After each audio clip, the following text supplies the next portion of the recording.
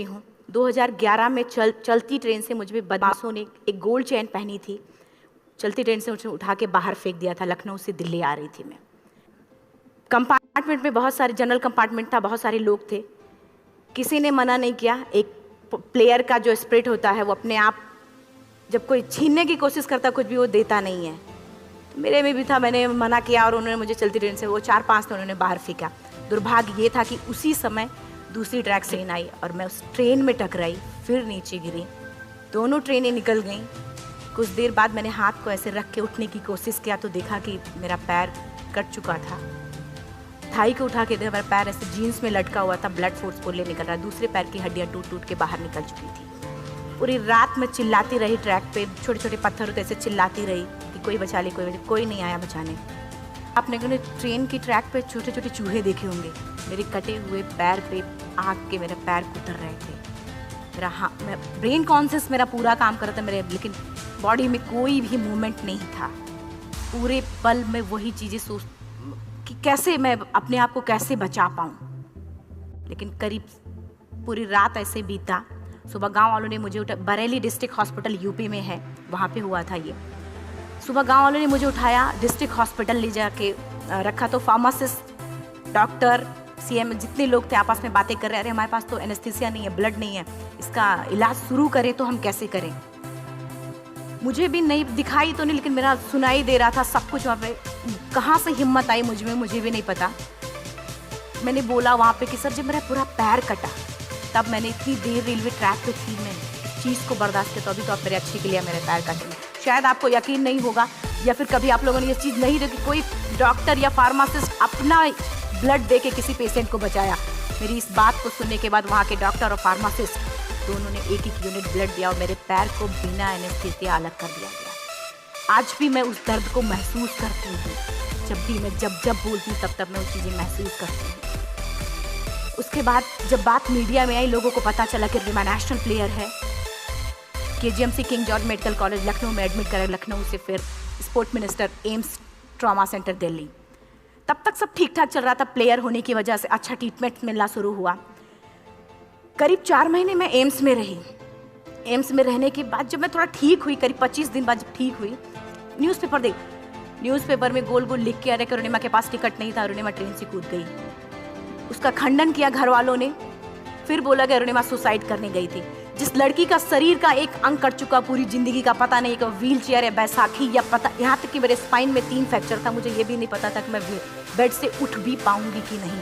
अंदाजा लगाया जा सकता, सिर्फ अंदाजा लगाया जा सकता है उसकी दिलो दिमाग पे क्या चल रहा होगा, उस परिवार की क्या स्थिति रही होगी जब जिस परिवार की एक यंग एज लड़की का इस तरीके का सिचुएशन हुआ हो। फिर भी कहते हैं कि जहाँ चाह होती वहाँ राह मिली जाती है। एम्स के हॉस्पिटल के बेड पे मैंने डिसाइड किया, क्योंकि अपनी बातें हम चिल्ला के करें, वो सिस्टम की इतनी हाई लेवल की बातें हो रही थी कि हम एक मध्यम वर्गीय फैमिली से थे। हम अपनी बातें चिल्ला के कह रहे थे, लेकिन कोई नहीं सुन रहा था। लेकिन कहते हैं मैंने अपने दिल, दिमाग, अंतरात्मा से ये चीज़ सोच लिया कि ठीक है, आज आपका दिन है, जितना चाहो बोल लो, एक दिन तो मेरा दिन आने वाला। मैं प्रूफ कर दूंगी कि मैं क्या हूँ, मैं क्या थी, ये मैं प्रूफ कर दूंगी। हॉस्पिटल के बेड पे डिसाइड किया वॉलीबॉल नहीं, लाइफ का सबसे टफ गेम करना है। तब मैंने माउंटेनिंग चुना। जब मैंने माउंटेनिंग कहने और करने में बहुत फ़र्क होता है। जब मैंने माउंटेनिंग की बात सोची और लोगों के सामने, सबसे बड़ी चीज़ थी सही गाइडेंस में ट्रेनिंग लेना, दूसरा स्पॉन्सरशिप। इतना बड़ा एक साथ तो मैंने 40 से 50 लाख मैंने वाकई में कभी नहीं देखे थे पहले। मेरे लिए बहुत बड़ी चीज़ थी वो इकट्ठा कर पाना। जब मैंने लोगों के सामने रखा कि मैं माउंटेनिंग करना चाहती हूँ, एवरेस्ट के लिए मुझे ट्राई करना है, हर किसी ने मुझे बोला कि क्या है, पागल हो चुकी हो क्या, तुम्हारा दिमाग खराब हो चुका, तुम कभी नहीं कर सकती माउंटेनिंग। एक पैर आर्टिफिशियल है, दूसरे में रॉड है, और तुम्हारा दिमाग खराब है, स्पाइन में भी फ्रैक्चर है, तुम पागल होगे, चुपचाप कोई नौकरी करो, जीवन यापन करो। क्योंकि लोगों का सबसे बड़ा प्रॉब्लम ये होता है, लोग फिजिकल देखते, पैरों को मेरी अंतरात्मा में क्या चल रहा था वो तो किसी को पता ही नहीं था। मुझे लगता है कि आज यहाँ पे मैं भी सुबह से देख रही हूँ, इतने अच्छी चीज़ें मैंने सीखी यहाँ पे। बहुत बड़े बड़े स्पीकर को शायद आप लोगों ने भी आज मैं भी आपको यहाँ पे कि चाहे जितना मोटिवेट करूँ, चाहे जितना चीज़ें मैं बताऊँ, लेकिन मुझे लगता है सबसे बड़ा मोटिवेटर कौन होता? आप खुद। जिस दिन किसी भी लक्ष्य के प्रति आपकी अंतरात्मा जाग गई, आपको कोई नहीं रोक सकता उस लक्ष्य को पाने में। ये मैं किताब से बातें नहीं बोल रही हूँ, ये मैं एक एक पल मैंने ये मैं कोई भी किताब की बातें नहीं, एक एक पल आज जो मेरा 26 साल का एक्सपीरियंस है वो मैं बता रही हूँ सिर्फ आपको। उसके बाद किसी तरीके से मैनेज किया मैंने। भाई साहब, मेरा परिवार मेरा बैकबोन था। परिवार ने मुझे, भाई साहब ने मुझे कहा कि मैडम बछेंद्री पाल जिन्होंने 1984 में एवरेस्ट समिट किया, उनसे मिलते हैं, वो जरूर कुछ ना कुछ करेंगे। हॉस्पिटल से निकलने के बाद मेरे राइट लेग में स्टिचेस लगी थी। मैंने डायरेक्टली घर जाने की बजाय, जब लोग ये सोचते कि मुझे अपना जीवन यापन कैसे करना है, जब लोग ये सोचते हैं कि मुझे अपनी ज़िंदगी के मेरे दिमाग में सिर्फ 2 चीज़ें चल रही थी, मुझे इनका जवाब कैसे देना है और एवरेस्ट समिट कैसे करना है। और तुरंत गए बछेंद्री मैम के पास। जब मिले, मैम ने फर्स्ट टाइम जब मुझे देखा तो उन्होंने कहा, अरुणिमा, उनकी आंखों में आंसू आ गए। उन्होंने बोला, अरुणिमा, तूने ऐसी हालात में एवरेस्ट जैसे दुरूह पहाड़ के बारे में सोचा तो तूने अपने अंदर तो एवरेस्ट पता कर लिया, तो सिर्फ लोगों के लिए। मेरे परिवार को छोड़ के बाहर की पहली ऐसी महिला थी जिन्होंने मुझ पर भरोसा किया था कि हाँ अरुणिमा, तुम कर सकती हो। मेरे लिए वही बहुत बड़ी चीज़ थी। प्लानिंग भी कर ली, मैम भी मिल गई, सब हो गया। लेकिन जब उतरते हैं फील्ड में तब पता चलता कि हम क्या हैं।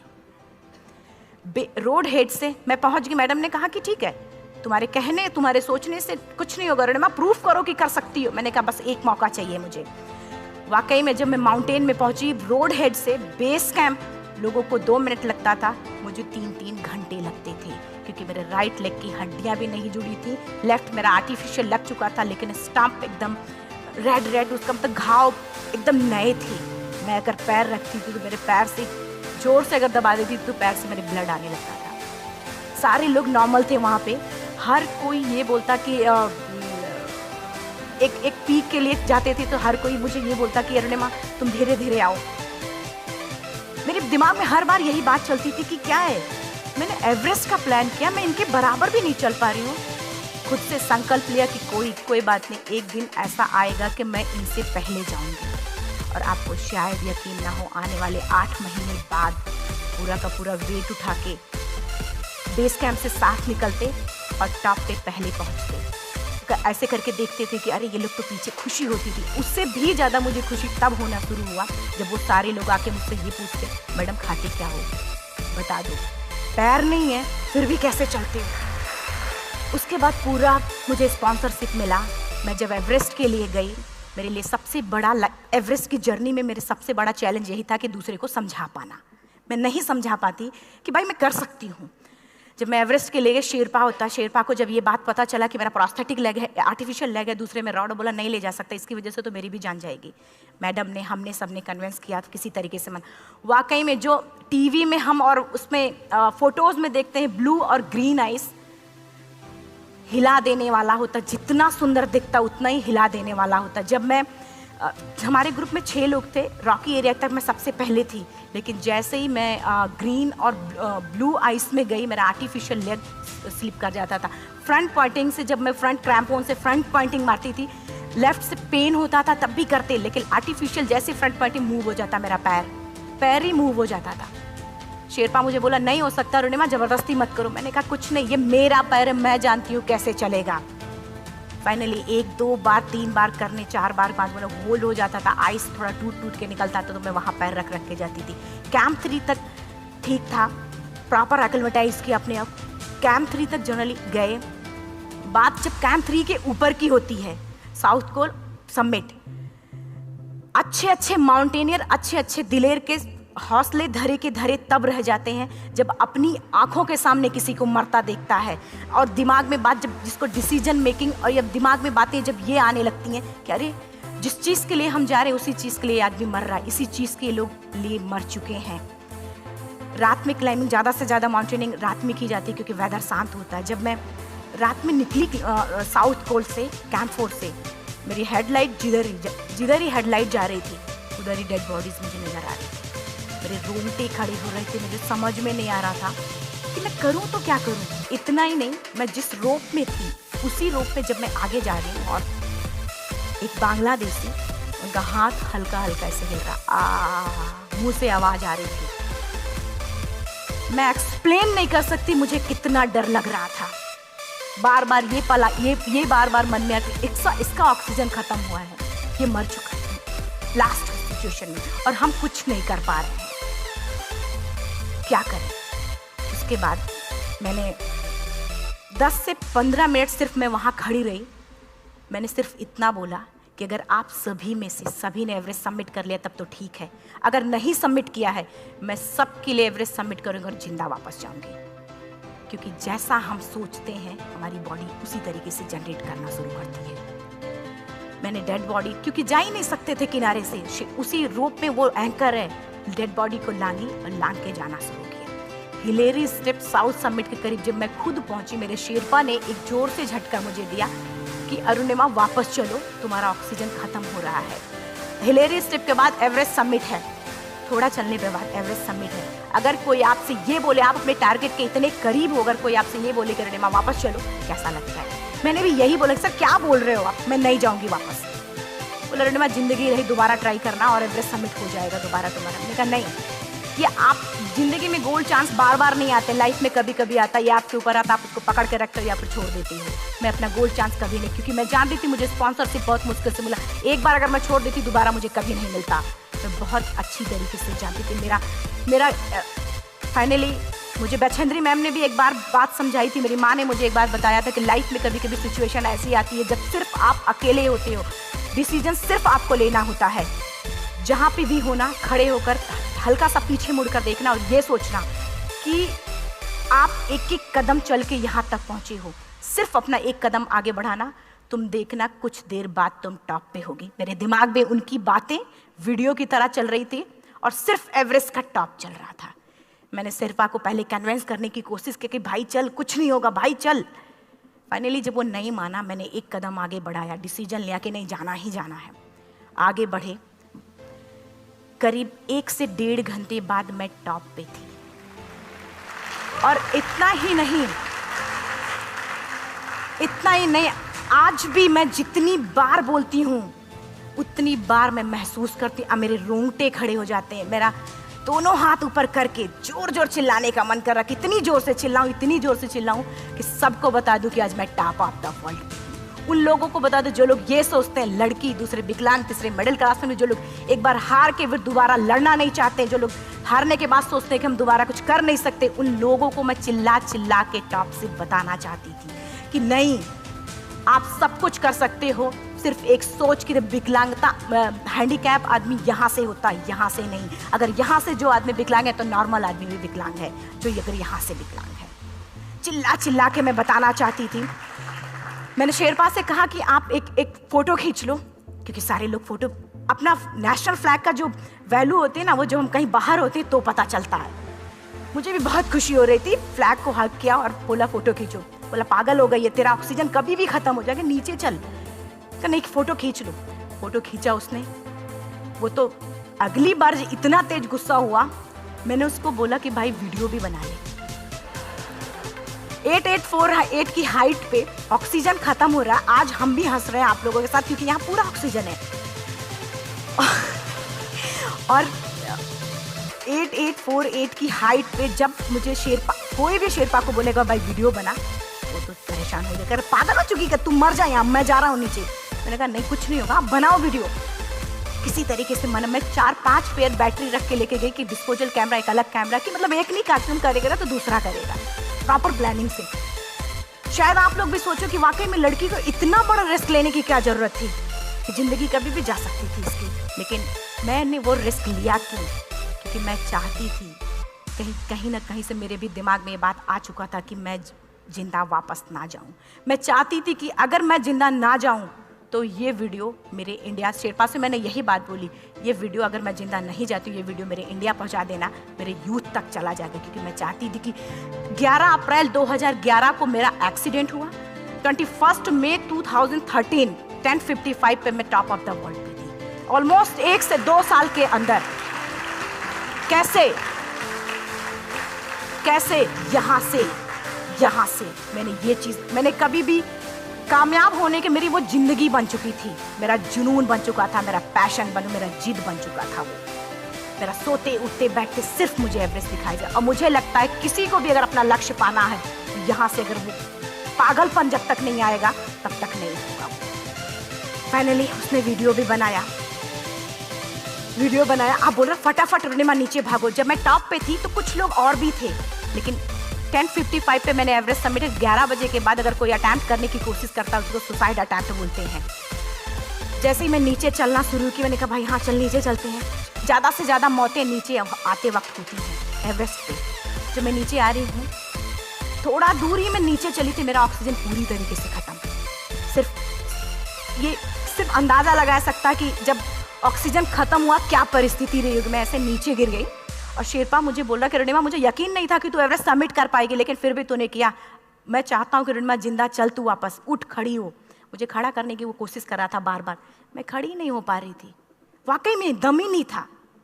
लेकिन फिर भी कहते हैं कि जैसे हमारे नियम होते हैं वैसे ऊपर वाले के भी नियम हैं। उसकी लिस्ट में जब मेरा नाम नहीं है तो वो मुझे नहीं ले जा सकता। अगर दूसरी चीज़, मेरा कॉन्सेप्ट एकदम क्लियर हो चुका था। जब रेलवे ट्रैक पे मैं थी, रेलवे ट्रैक पे 7 घंटे में पड़ी थी, 49 ट्रेन अप डाउन हुई थी। तो मेरा कॉन्सेप्ट एकदम क्लियर हो चुका था। इसका मतलब है कि ऊपर वाले ने अगर मुझे कुछ बचाया है तो कुछ ना कुछ इतिहास रचने के लिए बचाया है। मैंने पॉजिटिव तरीके से सोचा। और उसी समय एक ब्रिटिश क्लाइंबर नीचे से ऊपर आ रहा था और उसके पास 2 ऑक्सीजन, तो उसने एक को वहीं फेंका और दूसरे को लेके नीचे जाना शुरू किया क्योंकि वेदर ख़राब था। मेरा शेरपा मुझे एंकर किया और जाने लगा नीचे, और वो फटाफट उसको लेके आए, मुझे लगाया। उसने बोला अरुणिमा तू बहुत लकी है कि तुझे यहाँ पे ऑक्सीजन मिला है। वाकई में ऊपर वाला भी चाहता है कि तू जिंदा रहे। वो मुझे बार बार लकी लकी बोल रहा था। शायद आप लोग में से भी कोई होगा कि जो लक और भाग्य जैसी चीज़ों पे भी यकीन करता हो, या पता नहीं भी। मैं किसी की भावनाओं को ठेस नहीं पहुंचाना चाहती, लेकिन मैं इन किसी भी चीज़ों पे भरोसा नहीं करती, क्योंकि मेरा मानना है कि लक भी उसी का साथ देता है जिसके अंदर जीतने का जज्बा है। अगर आपके अंदर जीतने का जज्बा नहीं है, चारों तरफ सिर्फ बहाने होते हैं, सिर्फ बहाने, इतना सारा एक्सक्यूज़ होता है। शायद मैं भी अगर वापस आ गई होती तो मैं बोल देती मेरा ऑक्सीजन खत्म है, कोई मुझसे पूछने ना बचेंद्री मन, न मेरा परिवार, कोई भी मुझसे मुझे पूछने नहीं आता। लेकिन क्या कभी मैं अपने आप को समझा पाती? कभी नहीं। फाइनली जो भी था, लक भाग्य किस्मत में नीचे आ रही थी। बहुत खुश थी। माउंटेन, डेड बॉडीज, मेरा शेरपा, ये लोग थे। मैं किसी से शेयर भी नहीं कर पा रही थी कि अरे मैंने एवरेस्ट सबमिट किया। किसी से शेयर भी नहीं कर पा रहे थे। फटाफट मैंने नीचे हील मार के नीचे आ रहे थे। एकाएक मेरा प्रोस्थेटिक लेग, पूरा का पूरा लेग ही निकल गया। -60 डिग्री तक टेम्परेचर डाउन हो जाता है एवरेस्ट पे। मेरा हाथ वगैरह ये सब ऐसे मूवमेंट ऐसे मुड़ नहीं रहा था, ब्लड निकलने लगा था, ये सब यहाँ पे। मुझे शेरपा से मैं बोल रही थी कि ऑलरेडी मेरा पैर कटा हुआ है, अगर दिमाग में ये बात है कि मेरा हाथ भी काटना पड़ेगा, कैसा लगेगा मेरा दिमाग। क्योंकि ये ऐसा मूवमेंट, रेड 3 स्टेज होती हैं। रेड मेरा हो चुका था, रेड, ब्लैक, ब्लू, ब्लैक हो तो काटना पड़ेगा। तो बार बार मैं बोल रही हूँ शेरपा से कि भाई हाथ मेरा कुछ हो रहा है, इसमें मूवमेंट नहीं हो रहा है, यहाँ सबसे ब्लड हो। बोला अरुणिमा कुछ नहीं, जितना नीचे जाएंगे उतना अच्छा होगा। प्रोस्थेटिक लेग मेरा निकल चुका है, मैं रुकी हूँ, मेरा ऑक्सीजन चल रहा, बड़े मुश्किल से, लक भाग्य किस्मत जो भी था मुझे मिला था। शेरपा मेरे आगे है, लास्ट मोमेंट तक वो मुझे बोलेगा, अगर वो मैं नहीं चलती वो मुझे छोड़ के चला जाए। गलती उसकी भी नहीं होती, क्योंकि वो क्या करे क्लाइंबर की वजह से, या तो अपनी जान वो भी दी, गलती उसकी भी नहीं है। लास्ट में मेरी आंखों से आंसू निकलने लगा। मैंने सोचा क्या करूँ अब। रोने अपने आप आंसू कहीं ना कहीं से आ ही जाता है। दूसरे पल मुझे समझ में आ गया कि रोने धोने से कुछ नहीं होगा। मैंने आंसू को पूछा और रोप जो मेरी रोप को पकड़ा, दूसरे हाथ से आर्टिफिशियल लेग को, पैर को घसीट के चलना सीखा, क्योंकि मेरे पास यही था। ये तो दूसरा था, गिव अप कर दो, वही चीज़ थी। पैर को घसीट चलना शुरू। कुछ दूर नीचे चलने के आने के बाद रॉक था, उसमें घुसे, पैर को खोला, सही किया, फिर नीचे चला। Camp 4 to summit to camp 4 3500 feet है, और इसमें टोटल जनरली लोग 16 से 17 घंटे में सबमिट कर लेते हैं। मुझे टोटल 28 घंटे लगे थे। हर माउंटेनियर, चाहे बाहर का या फिर इंडिया का, हर किसी ने ये मान लिया था कि अरुणिमा जिंदा वापस नहीं आएंगे। हर किसी ने ये चीज़ मान लिया था। लेकिन मुझे जब मैं वापस साउथ पोल पहुंची, जब मैं टेंट का जिप खोला, मैंने हर किसी ने कहा कि अरे तू यहाँ है, हम तो सब सोच लिए थे तू चली गई। हर किसी ने ये बोला था। फिर सब खुशी मना रहे थे हम सब। देखिए, ये सब बताने का मेरा सिर्फ एक मकसद था कि सब कुछ हम में है, हम जैसा चाहें वैसा कर सकते हैं। ऑलरेडी टाइम हो चुका है। मैं एक 4 लाइन की पंक्ति सिर्फ बोलूँगी। मैं एक्चुअली, मेरा एम है कि मैं वर्ल्ड के जो कॉन्टिनेंट हैं, कॉन्टिनेंट के हाईएस्ट पीक समिट करूं। एशिया का एवरेस्ट हो चुका है, अफ्रीका किलिमंजारो हो चुका है, यूरोप का एल्ब्रूस हो चुका है। 23 नवंबर को मैं जा रही हूँ ऑस्ट्रेलिया हाईएस्ट पीक के लिए। बस आप लोगों की गुड विशेस चाहिए। और 4 लाइन, अभी तो इस बाज की असली उड़ान बाकी है, अभी तो इस बाज की असली उड़ान बाकी है, अभी तो इस परिंदे का इम्तहान बाकी है, अभी अभी मैंने लांघा है समुद्रों को, अभी तो पूरा आसमान बाकी है। Thank you so much, thank you.